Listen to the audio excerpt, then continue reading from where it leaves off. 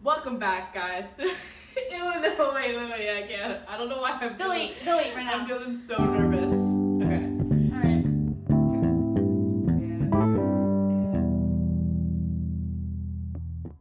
Welcome back, guys, to another episode of Grief Uncensored, episode 3. Episode 3, baby.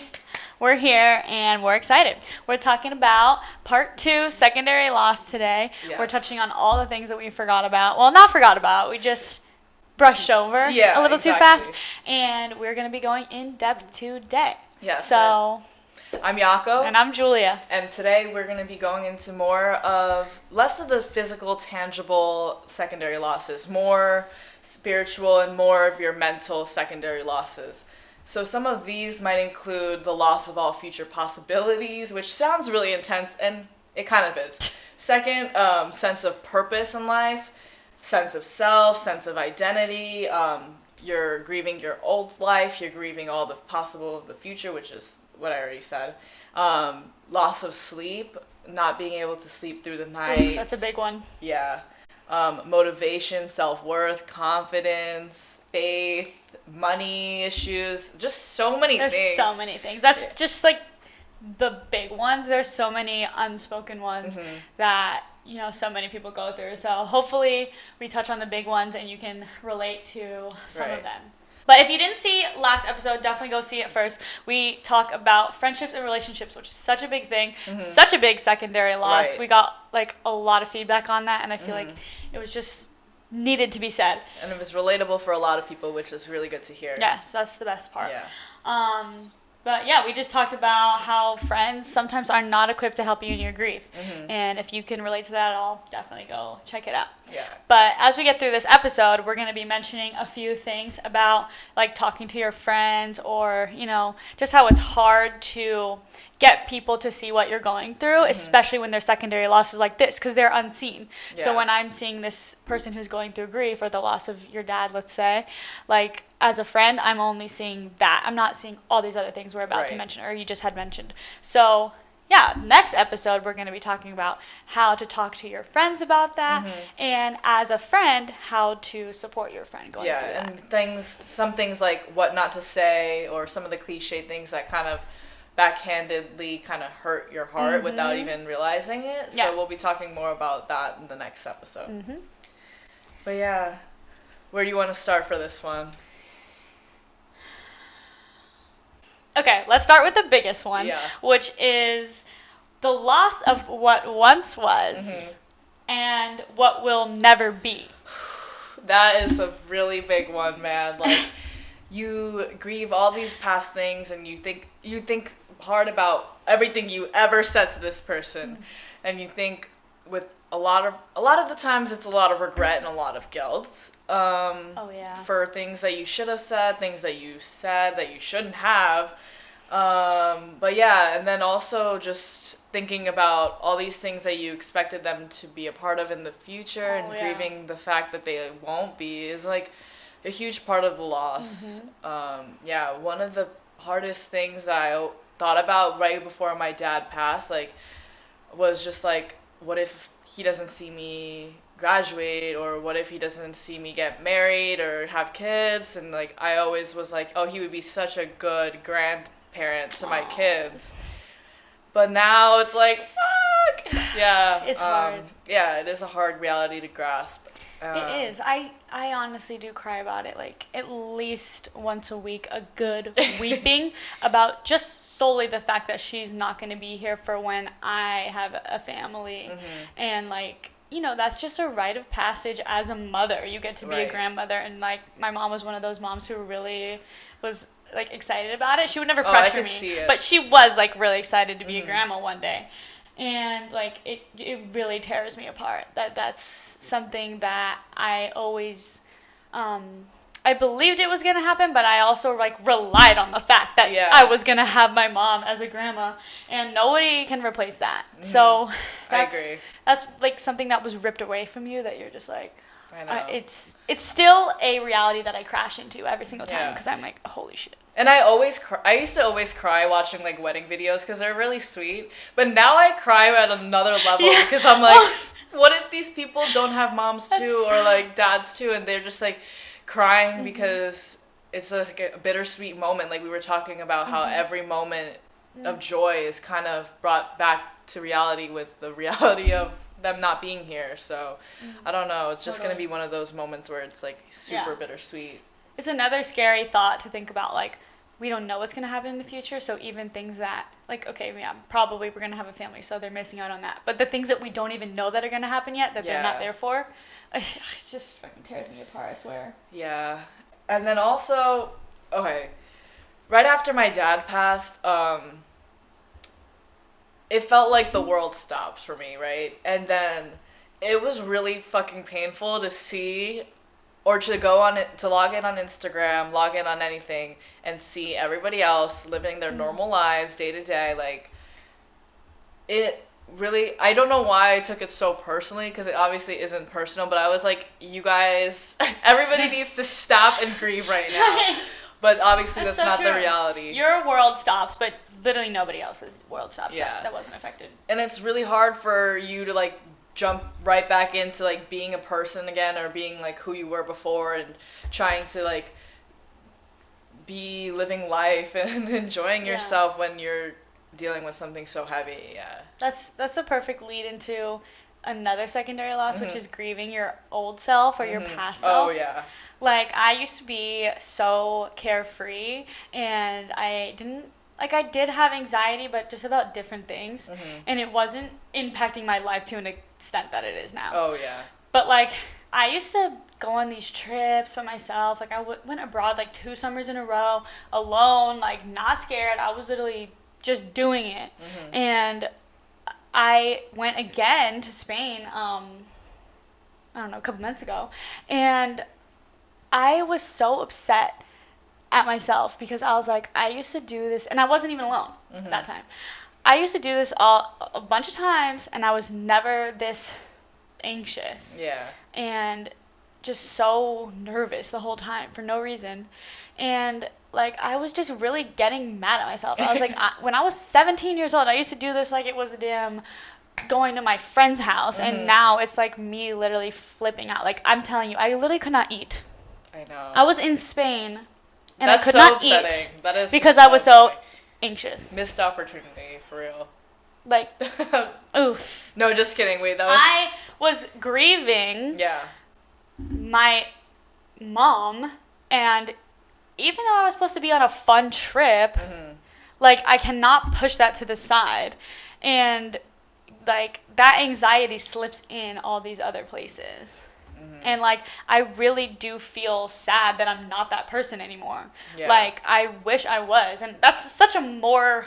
It's just a funner way to live. It's to just be to be a light person. Yeah, to be light. But instead, I was, like, overthinking everything. And I was just, like... Yeah. I was disappointed in myself, honestly, because I remember how I used to be. I wish I could be that. I was really trying to talk myself out of it. I was doing all the tricks in the book to try and get myself to stop feeling that way. Oh, my God. And especially, like, I even started freaking gaslighting my own self, being like, oh, your mom would want you to be happy. Like, oh, my God, I'm okay. Like, I am okay feeling this way, but also But no, you do gaslight yourself, which is why it's so hard to, like, fully allow yourself to heal in these times, in times, you know. Also, that reminds me of a story for myself where I hung out with one of my friends. I guess I should say more of a distant friend now, because after everything, we just kind of distanced. But, which is okay. Yeah, which is good. But they didn't see me. I didn't see them for a good maybe 7 months after my dad passed. And then they reached out to me, and they were like, let's hang out. And we got to talking about it. And they were like, I could see it. Like, I could see you burdened, or not burdened, but I could see you carrying a huge weight on your shoulders. Like, oh my God. And that was really heartbreaking to fucking hear, just because, one, it's true.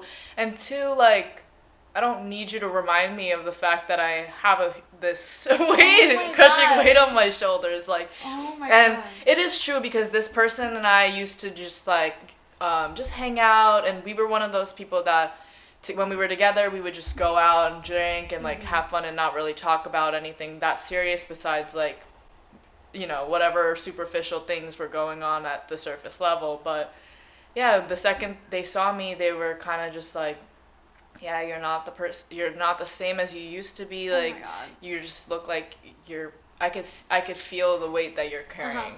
And it wasn't nice to hear. No, it really was like a slap in the face. I just was like, damn. It really is. Yeah. That reminds me of when you told me, and this happened to me, somebody comments about our weight and how much weight we lost. Oh, yeah. Yeah. Like, that's not helpful. That makes me feel like shit. Yeah, like literally the second I came back from Japan, my ex's parents were just like, you look like you lost so much weight. I think it's an Asian thing, too. Somebody literally said to me, yeah. oh, like, you're so skinny now. I liked you better, like, when you had... What? No, I'm not even kidding. Why would they say that? I was like, okay, same, because I'm skinny, but also, like, bro, don't liked say you that to better. me. That is literally so horrible to say. Yeah, and why are you butting your own fucking opinion into this? Like, just... leave it at the 2 cents. No one cares about your opinion about how I look. It's already one thing where people comment on your appearance, which I'm really just not a fan of, unless they're being like really sweet about it. Yeah. Like, oh, you look so pretty today, like something like that. But otherwise, unless it's a compliment, keep it to your damn self. Facts. So let's talk about a sense of purpose. So when your whole life gets blown up, you don't really have that sense of purpose anymore. Yep. And for me, I did everything. Everything I did, I wanted to make my mom proud. Oh yeah. And especially when I went to go, or she came to visit, or I went to go see her, like I would always have these thoughts of like, oh, like this is my chance to show her how like grown up I am, and like I'm gonna actually like do the dishes, like, you know what I'm saying? And like that's just one small example, but like overall, I did feel like I wanted to make her proud in everything, everything, my career, like my future family, or like I keep mentioning that, but that's just because it's the most like prominent thing, but there's so many other things, just life. I wanted to make her proud of the person I was. My future friends, for example, the friends that I haven't met yet that I'm gonna have, like, God, I wanted them to know her and her to know them and make her proud through everything. And like without that, working towards that, the purpose of your life is like really shattered. I get that 100% because making them proud was like one of the biggest motivations. Like when my dad said to me, he was like, I really want to see you graduate, and that was like one of the biggest motivations for me to graduate is so that he could see me do it. And then obviously he did. While we're talking about this, I literally think of like when people say, oh, like they're so proud of you, like that's like one of the main comments I feel like we all get is like, oh, they're so proud of you, like they must be, I know they're so proud of you and all that stuff. So, like, me saying that, like, oh, I wish I was making her proud, like, I do think, okay, she's in the afterlife, I'm making her proud, maybe she can see me, like, sometimes I hope that she can see me, and then sometimes I'm like, okay, I don't, but it is, like, kind of one of those things, it's like, oh, you're making them proud, like, keep making them proud, and I'm like, how?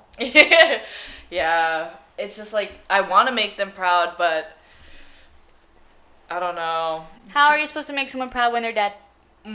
That too, but also just like, how are you supposed to make them proud when you can't do anything? Exactly. Besides grieve at a certain time, That leads me to the next one, which is identity. Okay? My whole identity is a lot of things, but I came from my own mother. Right. So that's a huge fucking thing that's like gone. Yeah. And it's just like leading through life, the life that she led me through for the first 22 years of my life.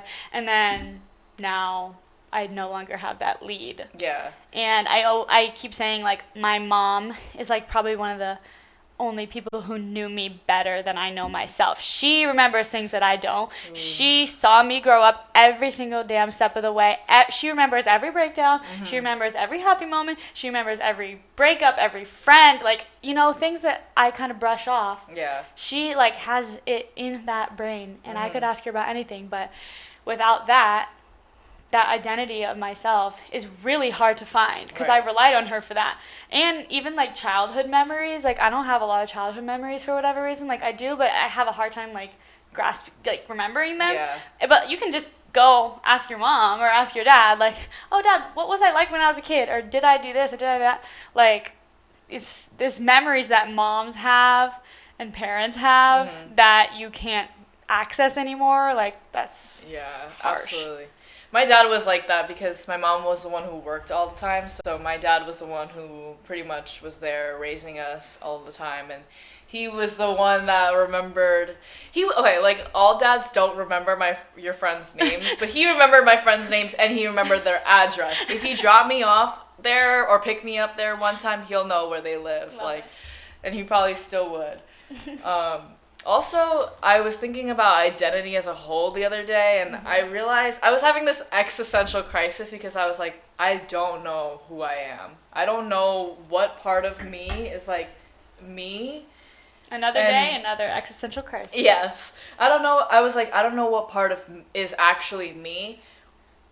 Okay, no, let me just explain it like this. Okay. I was sitting in the shower where all the existential thoughts come. Oh my God, love and this. I was like, I am accumulation of literally every single person I've ever met in my whole life.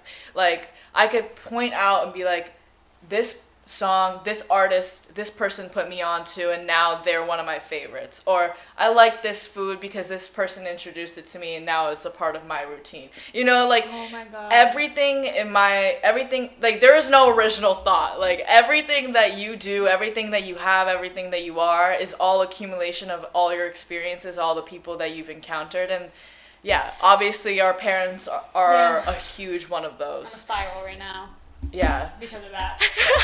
That's some facts, though. Yeah, so I was like really having this moment where I was like, I don't know who the fuck I am. Like, what do I like?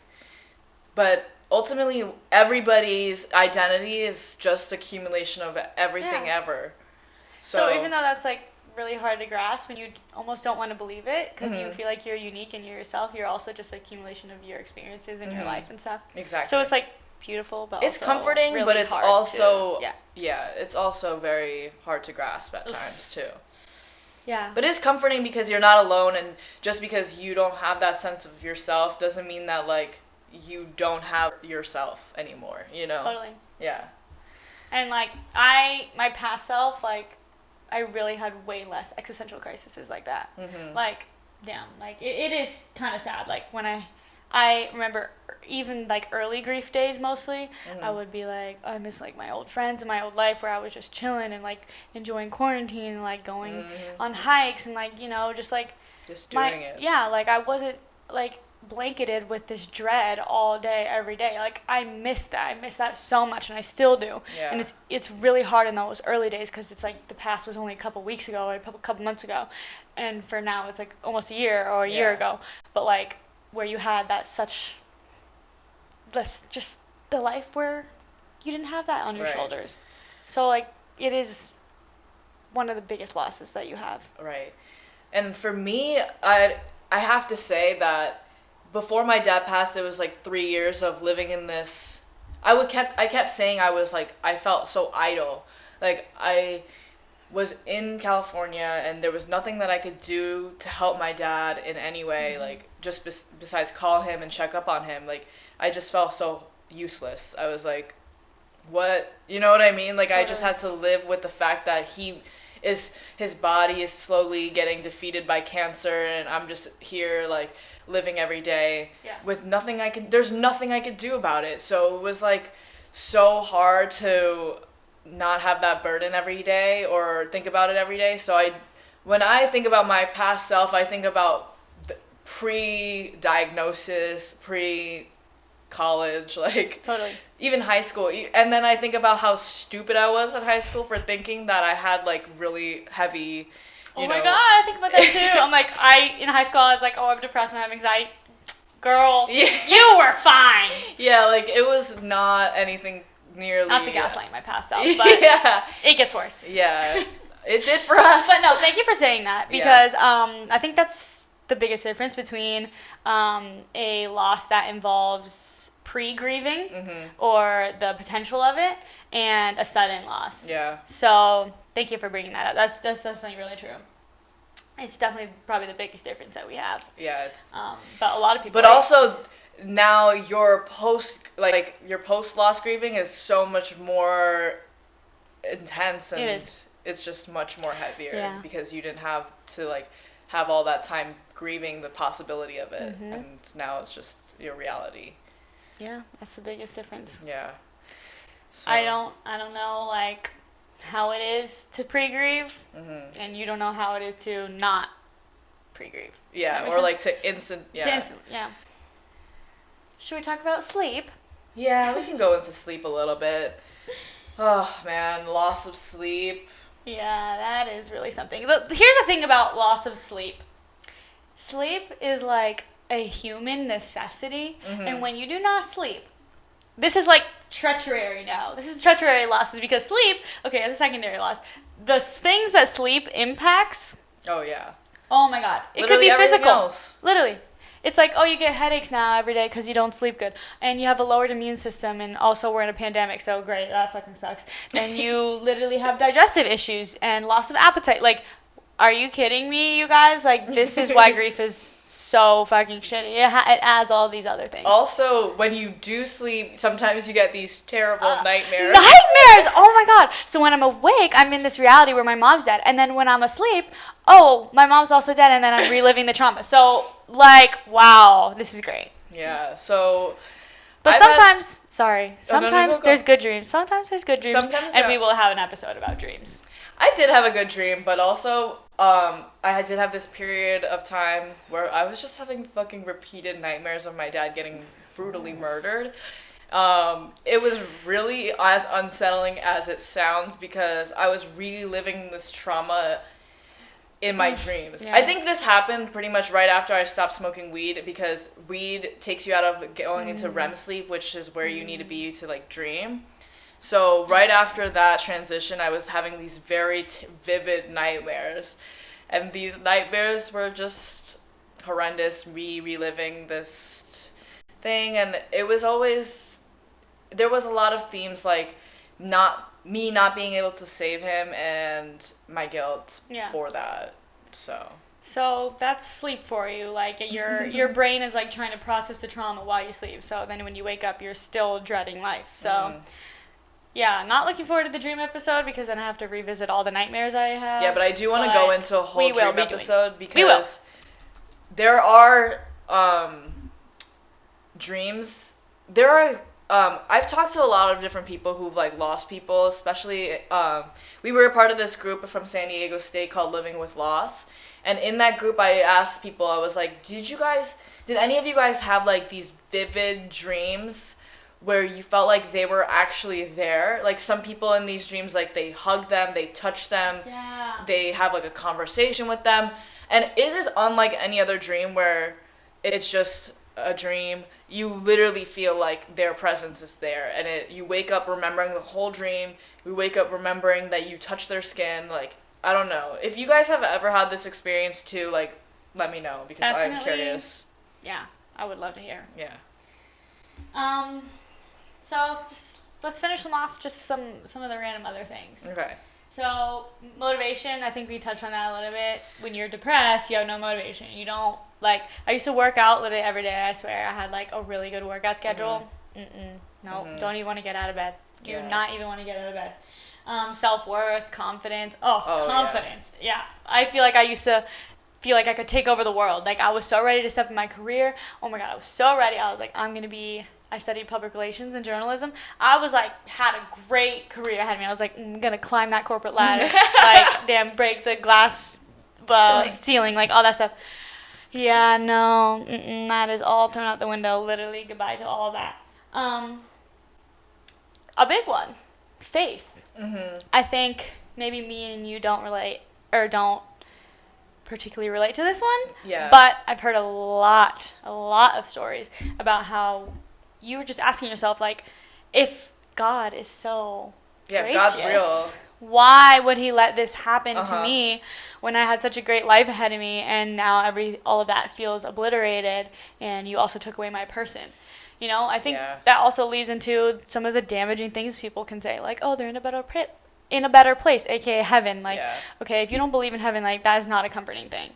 And other people who were really religious before either were pushed further into religion, which could be a good thing because, you know, religion offers a lot of purpose and just faith for life. But you could also be pulled completely out of that, out of your faith and out of your, you know, religious beliefs. And that adds to probably a lowered sense of hope. Right. For me, I had a weird thing because I never grew up religious. If anything, I was atheist. But now I would say I'm agnostic, where I believe something, but I don't know what. But yeah, having this experience pushed me into a place where I'm like, I've come really close to being a religious person. Not like that I would pick up a religion or anything, but I've come so close to like getting why, I mean, not I come close, like I completely understand why people turn to religion in these times and like why people rely on it, and I had never understood it in a way that I do now. Like it makes so much sense to me.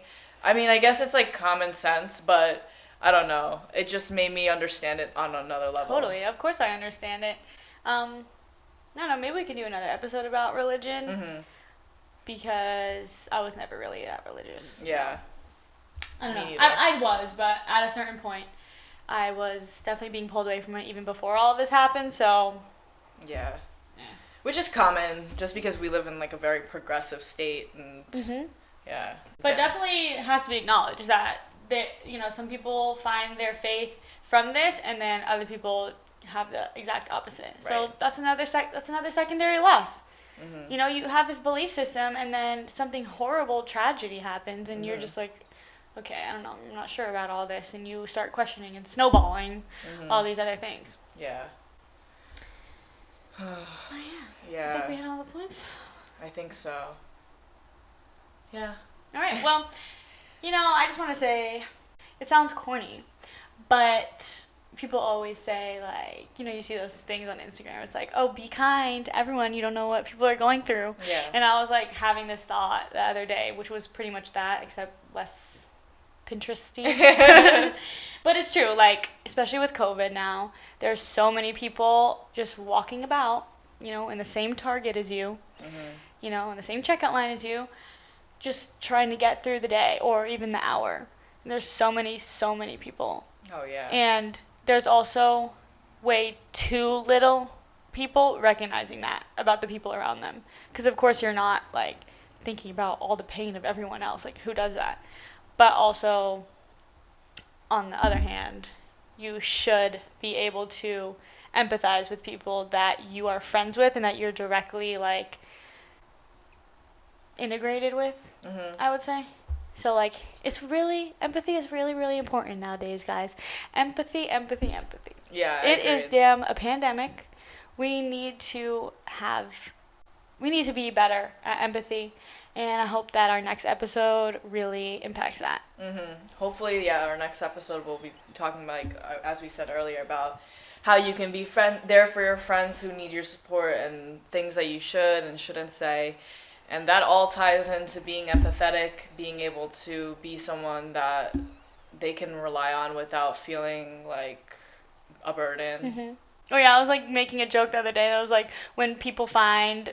two grieving people, they just, like, push them onto each other so that they won't grieve all over them. Yeah, so, like, because, like, you guys our friends, together. Like, we're like, oh, I know somebody who's grieving. Let me hook you up. Which, thank you guys. Like, no hate. Like, love you guys for that. No, it wasn't because we found each other. It was not like that. But it is kind of funny because it's like, oh, yeah, like, oh, you should talk to this person and they know what you're going through.